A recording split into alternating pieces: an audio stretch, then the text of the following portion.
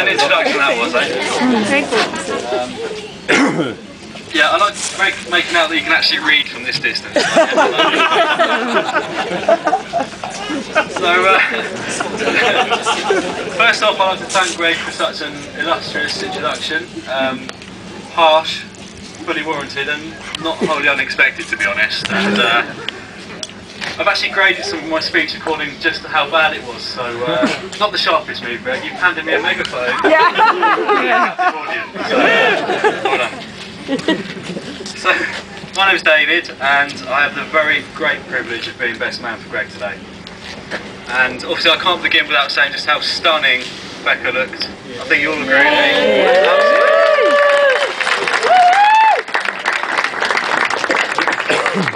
You've made Greg very proud today, and his face when you walked in the church was an absolute picture, and it was superb. And also I'd like to echo Greg's thanks for the bridesmaids, Freya, Rebecca's nieces Bonnie, Pippa and Amy. So, take another bow, you did really well today. Well done. And this thanks obviously extends to all the ushers who prevented any number of seating incidents in the church today. And that was Greg's nephew Sebastian, Rebecca's brothers Reuben, Ad, and the stalwarts Rich, Lloyd, Matt, and obviously Darves, who stood in at very late notice there. Nice to see Greg's got such strength in depth of his friends.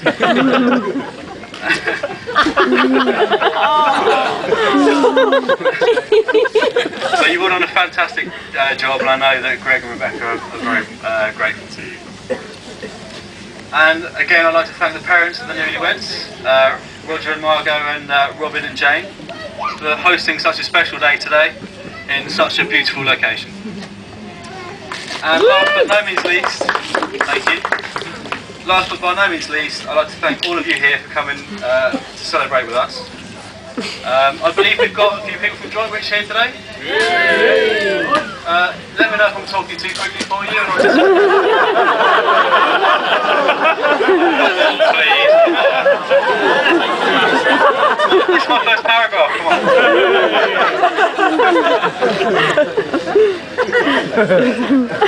Special mentions to Megan and Matt, who have come all the way from Amsterdam. Claire's come from Cyprus. Claire? Lance and Sian have travelled from Hong Kong today. And Kirsten from Jersey. Oh, and her husband Nigel, sorry.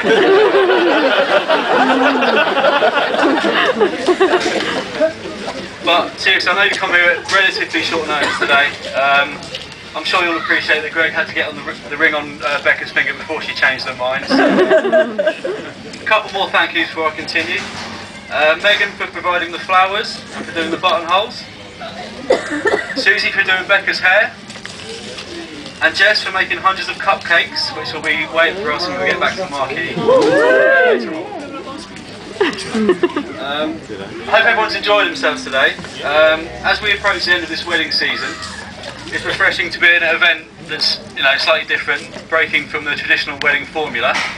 The fish and chips especially were a nice touch, but that was forced on them to a certain extent because the majority of the budget today went on Greg's hair and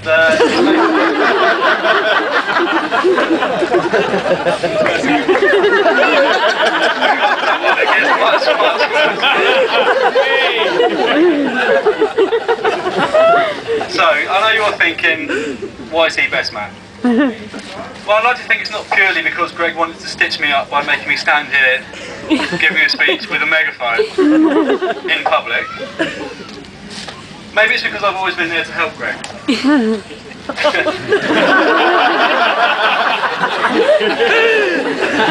We first crossed swords back in 1996 at Swanage University.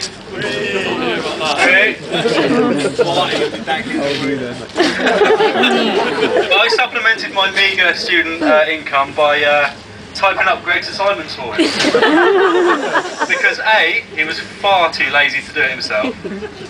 And B, he was ruining too many keyboards by kind of mashing them with his fat fingers. Not being one to pass up an opportunity, I took the chance to add a few colourful sentences of my own. knew full well he wouldn't read it back when I go back to it, but I'm sure the tutors would be surprised to know of Greg's love of Morris dancing. and the trouble he has keeping weight off his hips. In an essay about product life cycles.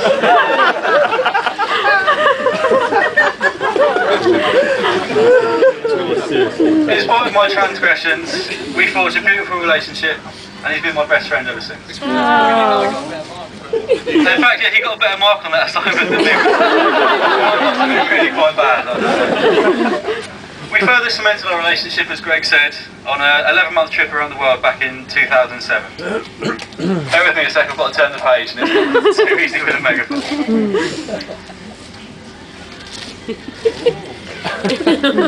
Staples. Pause, yeah.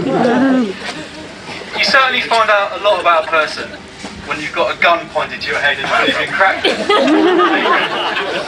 Now, that never happened.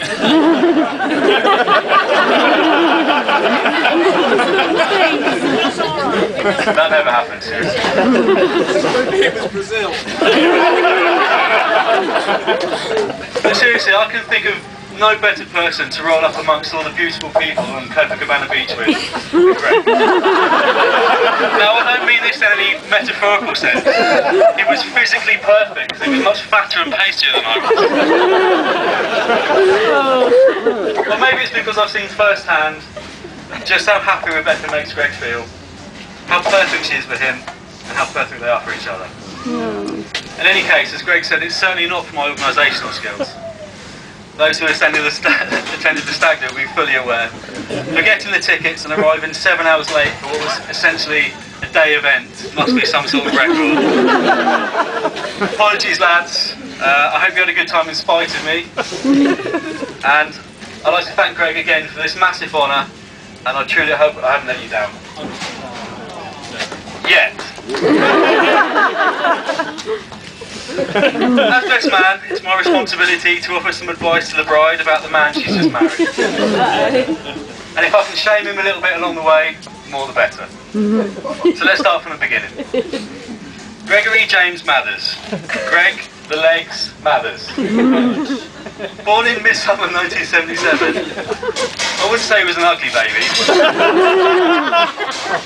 But Margot didn't start crying until she saw him after the delivery.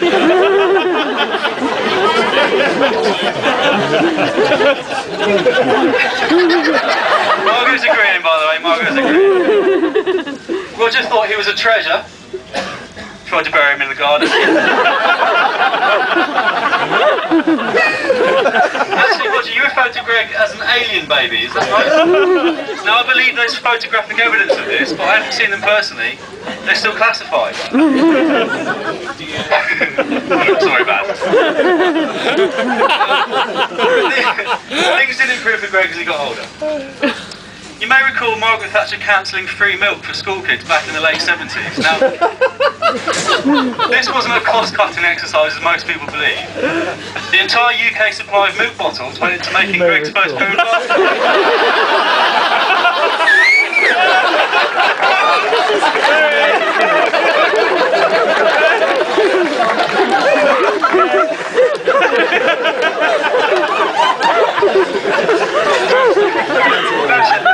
Snatcher. They were that thick you could look at a map and see people waving.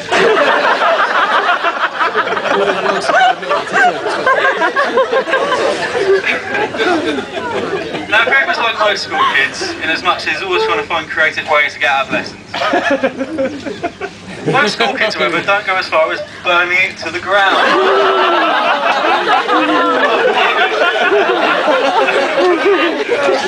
Oh God, who doesn't know?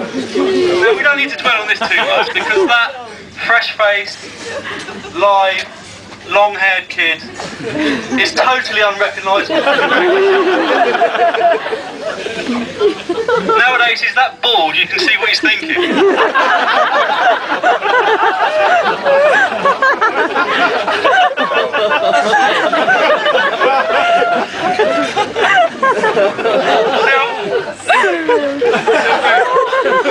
At least you can take comfort in the fact that 50 years from now, you and Rebecca come to reminisce.